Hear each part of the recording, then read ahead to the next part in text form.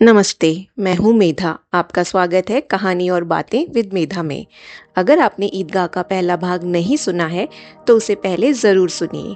उसका लिंक आपको डिस्क्रिप्शन में और प्लेलिस्ट में मिल जाएगा।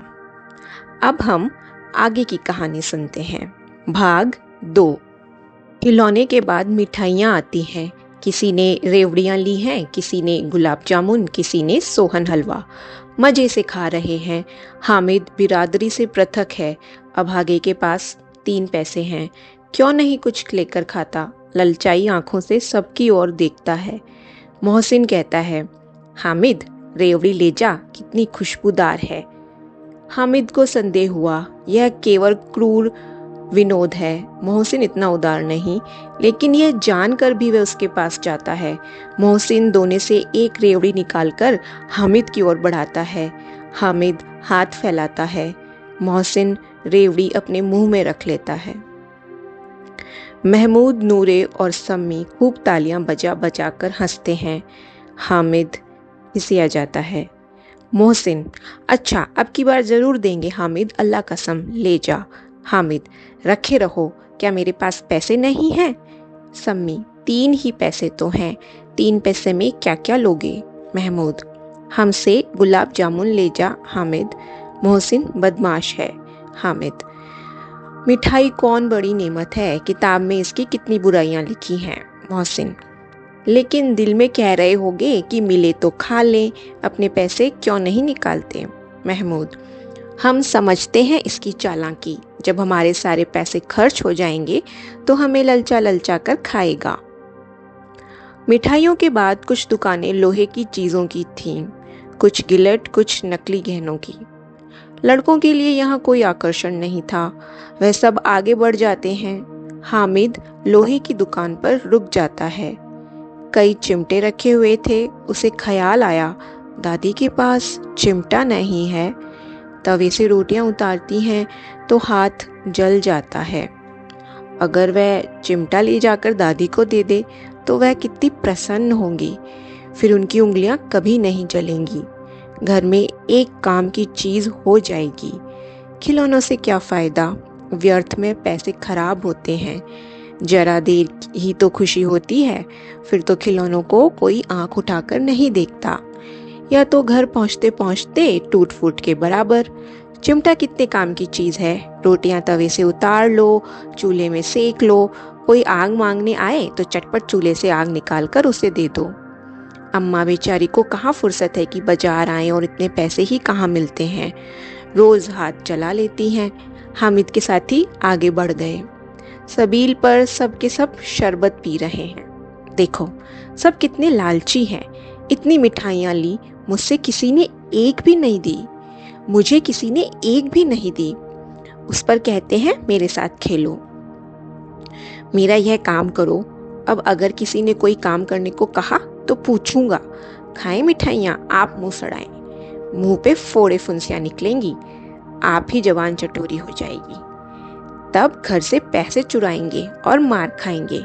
किताब में झूठी बातें थोड़े ही लिखी हैं। मेरी जबान क्यों खराब होगी?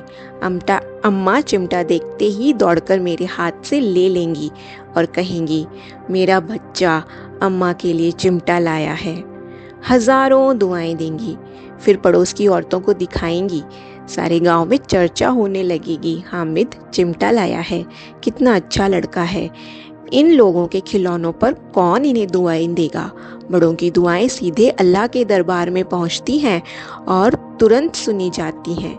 मेरे पास पैसे नहीं हैं, तभी तो मोहसिन और महमूद यो मिजाज दिखाते हैं। मैं भी इनसे मिजाज दिखाऊंगा। खेलें खिलौने और खाएं मिठाइयाँ। मैं नहीं खेलता खिलौने, किसी का मिजाज क्यों सहूं। मैं गरीब सही, किसी से कुछ मांगने तो नहीं जाता। आखिर अब्बा जान कभी ना कभी आएंगे, अम्मा भी आएंगी ही।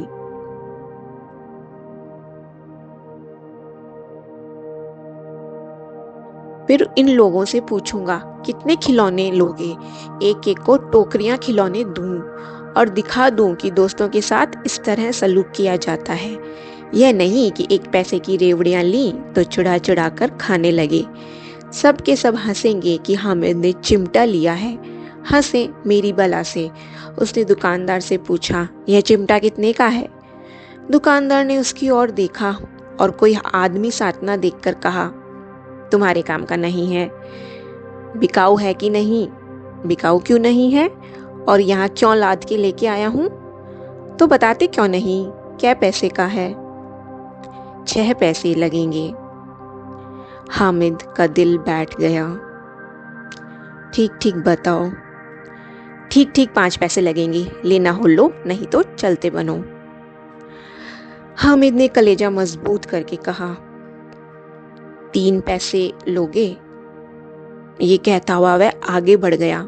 दुकानदार की घुड़कियां ना सुने, लेकिन दुकानदार ने घुड़कियां नहीं दी, बुलाकर चिमटा दे दिया। हामिद ने उसे इस तरह कंधे पे रखा मानो बंदूक है और शान से अकड़ता हुआ संगियों के पास आया। जरा सुने सबके सब क्या क्या आलोचनाएं करते हैं।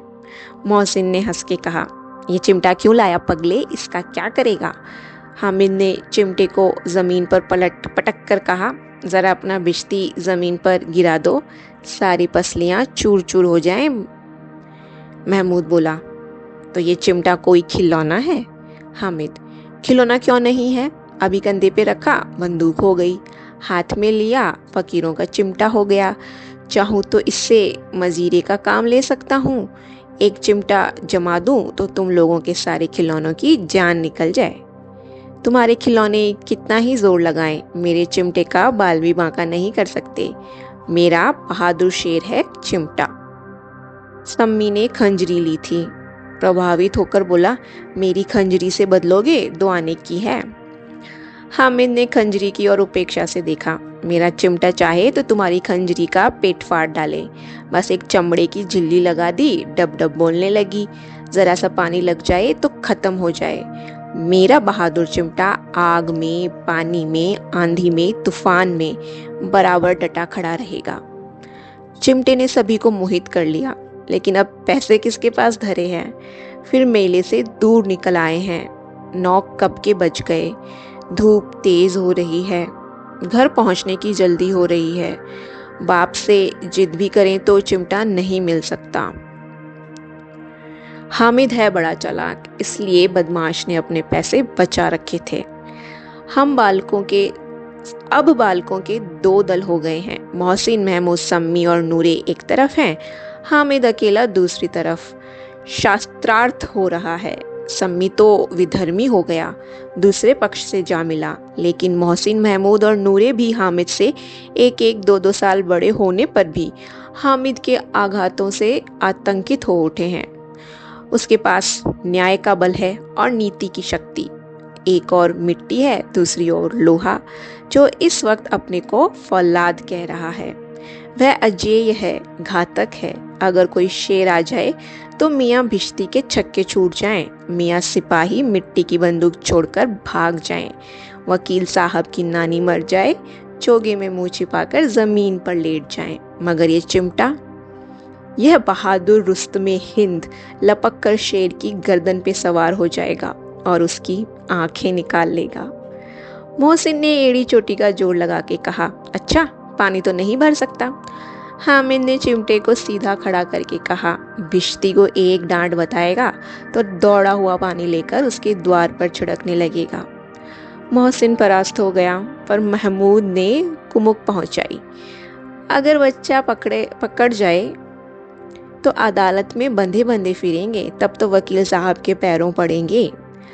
हामिद इस प्रबल तर्क का जवाब न दे सका। उसने पूछा, हमें पकड़ने कौन आएगा? नूरे ने अकड़ के कहा, ये सिपाही, बंदूक वाला।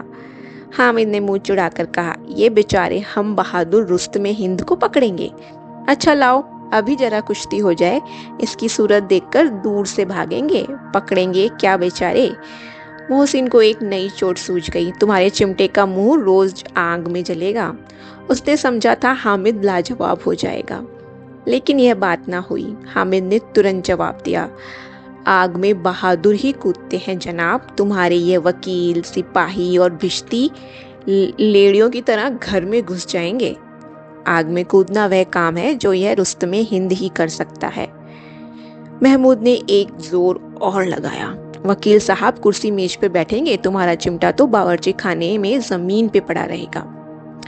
इस तर्क ने सम्मी और नूरे को भी सजीव कर दिया। कितने ठिकाने की बात कही है पट्टे ने। चिमटा बावर्ची खाने में पड़ा रहने के सिवा और क्या कर सकता है। हामिद को कोई फड़कता हुआ जवाब न सूझा तो उसने धांधली शुरू की। मेरा चिमटा बावर्ची खाने में नहीं रहेगा। वकील साहब कुर्सी पे बैठेंगे तो जाकर उन्हें जमीन पर पटक देगा और उनका कानून उनके पेट में डाल देगा। बात कुछ बनी नहीं, खासी गाल गलौज थी, लेकिन कानून को पेट में डालने वाली बात छा गई। ऐसी छा गई कि तीनों सुरमा मुंह ताकते रह गए, मानो कोई धेलचा कनकौवा किसी गंड वाले कनकौवे को काट गया हो। गंडे वाले कनकौवे को काट गया हो। कानून मुंह से बाहर निकलने वाली चीज है, उसको पेट के अंदर डाल दिया जाना बेतुकी सी बात होने पर भी कुछ नयापन रखती है। हामिद ने मैदान मार लिया। उसका चिमटा रुस्तमे हिंद है। अब इसमें मोहसिन, महमूद, नूरे, सम्मी किसी को भी आपत्ति नहीं हो सकती। विजेता को हारने वालों से जो सत्कार मिलना स्वाभाविक है वह हामिद को भी मिला। और उन्हें 3-3, 4-4 आने पैसे खर्च किए पर कोई काम की चीज नहीं ले सके। हामिद ने 3 पैसे में रंग जमा दिया। सच ही तो है, खिलौनों का क्या भरोसा, टूट फूट जाएंगे। हामिद का चिमटा तो बना रहेगा बरसों। संधि की शर्तें तय होने लगी। मोहसिन ने कहा, जरा अपना चिमटा दो, हम भी देखें। तुम हमारा विश्ती लेकर देखो। महमूद और नूरे ने भी अपने अपने खिलौने पेश किए। हामिद को इन शर्तों के मानने में कोई आपत्ति न थी। चिमटा बारी बारी से सबके हाथ में गया और उनके खिलौने बारी बारी से हामिद के हाथ में आए। कितने सुंदर खिलौने हैं। हामिद ने हारने वालों के आंसू पोंछे। मैं तुम्हें चिढ़ा रहा था, सच। यह चिमटा भला इन खिलौनों की क्या बराबरी करेगा, मालूम होता है। अब बोले। लेकिन मोहसिन की पार्टी को इस दिलासे से संतोष नहीं होता था। चिमटे का सिक्का खूब बैठ गया। चिपका हुआ टिकट अब पानी से नहीं छूट रहा था। तो इसमें एक गौर करने की बात है। हामिद, जो कि उम्र में अपने बाकी दोस्तों से छोटा है और गरीब है और उसके पास पैसे भी नहीं हैं, पर उसका सोच और उसकी दिल जो है वो बहुत ही बड़ा है। क्योंकि जब उसके दोस्त उसको चिढ़ा रहे थे तो उसको काफी बुरा लग रहा था और शायद उसको रोना भी आ सकता था, पर उसने अपने आप को किसी तरह संभाला। लेकिन जब वो अपने दोस्तों पे हावी होने लगा, जब उसे लगा कि उसकी बातों की वजह से उसके दोस्त छोटा महसूस कर रहे हैं, तो उसने वहीं अपनी बात रोक दी। वह नहीं चाहता था किसी भी दोस्त का दिल दुखाना, जबकि थोड़ी ही देर पहले वही लोग उसकी गरीबी का, वो कुछ नहीं खरीद पा रहा था, उसका मजाक उड़ा रहे थे। तो यह देखना बहुत ज़रूरी है कि हामिद का दिल सच में बहुत बड़ा है। वह बहुत जल्दी माफ़ भी कर देता है, वह अपने आप को संभाल भी लेता है। मतलब है वह 4-5 साल का बच्चा, पर उसमें बहुत मैच्योरिटी है। मोहसिन ने कहा, लेकिन इन खिलौनों के लिए कोई हमें दुआ तो ना देगा। महमूद, दुआ के लिए फिरते हो, उल्टा मार पड़े। अम्मा जरूर कहेंगी कि मेले में यही मिट्टी के खिलौने तुम्हें मिले।